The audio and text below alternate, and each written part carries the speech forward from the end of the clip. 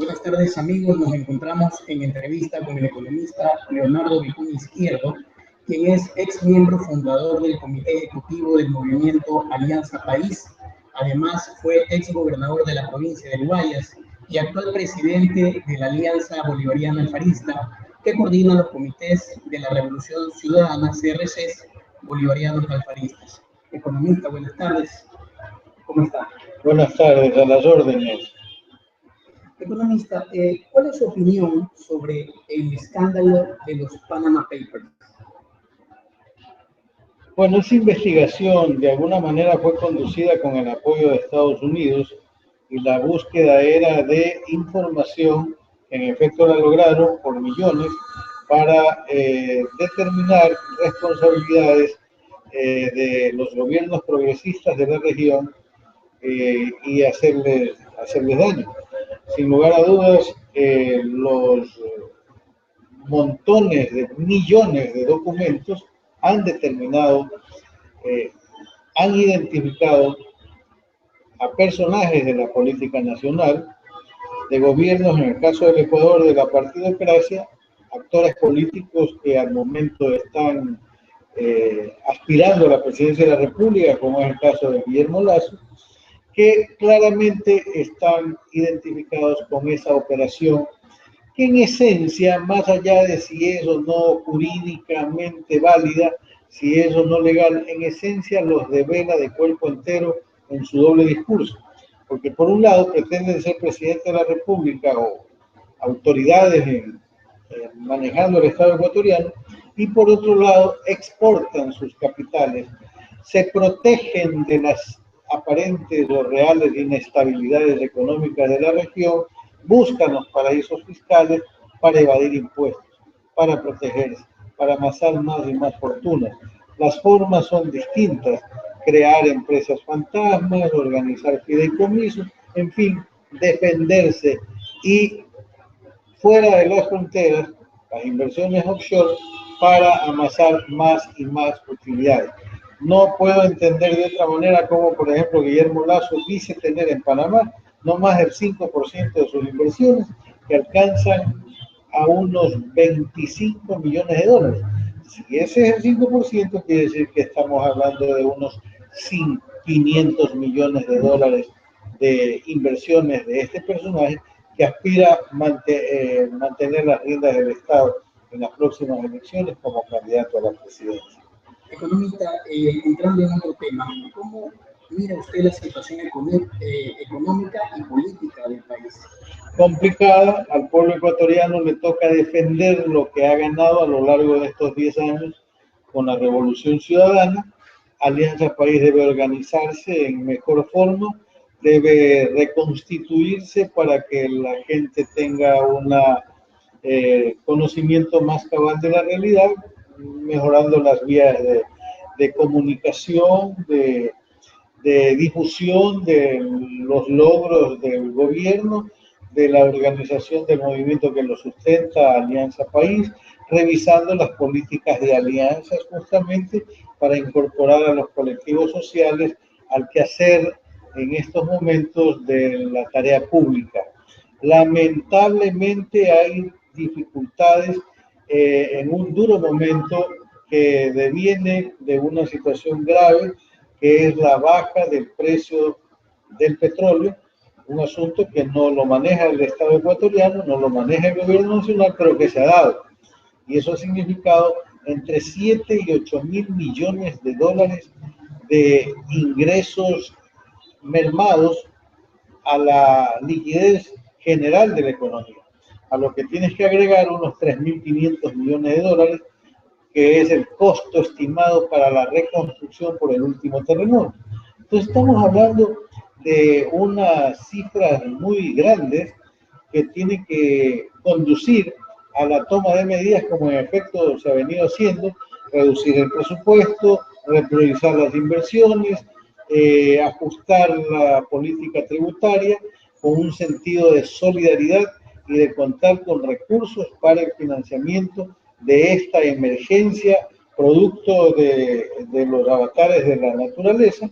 Y por último también ajustar lo de fondo, los megaproyectos que eran el sustento para modificar las viejas estructuras productivas del Ecuador con el cambio de la matriz productiva. Entonces veo la situación económica harto difícil y desde allí complicaciones de carácter político que se empatan con los objetivos de la partidocracia de hostigar, de mentir, de desestabilizar, de calumniar, de crear condiciones inclusive para un golpe antidemocrático. Entonces, eso tiene que ser enfrentado, manejado adecuadamente por Alianza País y por el gobierno. Economista, ¿qué opinión le merece a usted los partidos políticos con miras a las próximas elecciones para candidatos a presidente de la República? Bueno, uno más que otro ambiciosos. En la llamada izquierda hay pues de los viejos sindicalistas que andan a la cola de la burguesía nacional buscando que los tomen en cuenta para algo. Hay también otros ambiciosos dirigentes indígenas sesgados por el afán del figureteo político, apoyados por ONGs que tienen financiamiento externo, inclusive imperial, y elementos que han estado haciendo causa común con la vieja partidocracia para atacar el proceso de cambios que se ha dado en Ecuador con la Revolución Ciudadana. Otros banqueros, ex banqueros, ambiciosos, millonarios que quieren manejar el Estado. El pueblo ya los castigó. El caso de Guillermo Lazo, toda la millonada que gastó, perdió en la primera vuelta, ahora va a ser lo mismo. Otro grupo liderado por Jaime Nebot, donde están también adheridos algunos izquierdistas o pseudoizquierdistas, algunos traidores y desleales al proceso de revolución ciudadana en búsqueda de candidatos. Otros dados de académicos, investigadores, como es el caso de Enrique Ayala, una verdadera chifladura aspirando a la presidencia de la República. Es decir, están divididas las fuerzas por ese lado. Acá hace falta cohesión, organización, una revisión de la agenda nacional en función de las prioridades económicas y el momento político duro, y seleccionar un candidato que tenga reales posibilidades y que garantice la continuidad de la revolución ciudadana.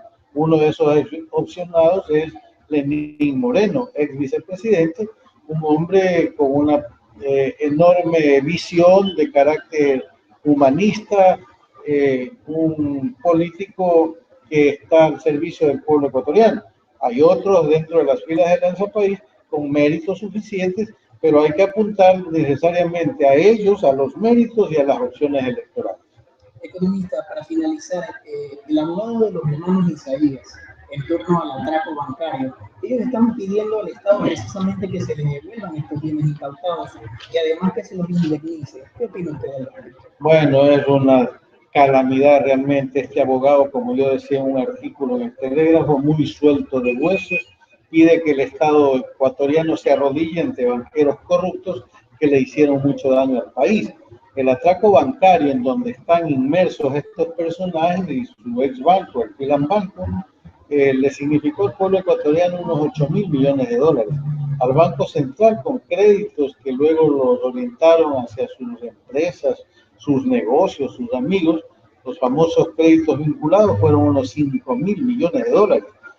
De los Isaías me parece que las cifras bordeaban los 1.000 millones.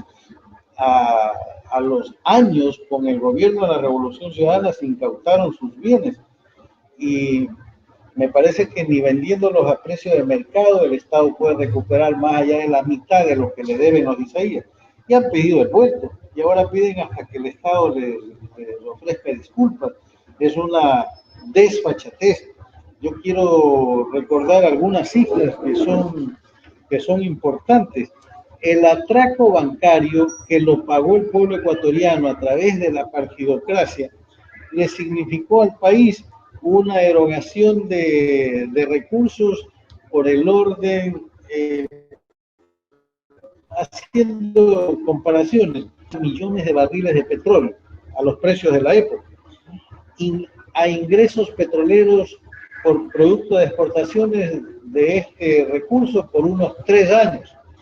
Esa cifra significó unos 8 años de recaudación del IVA.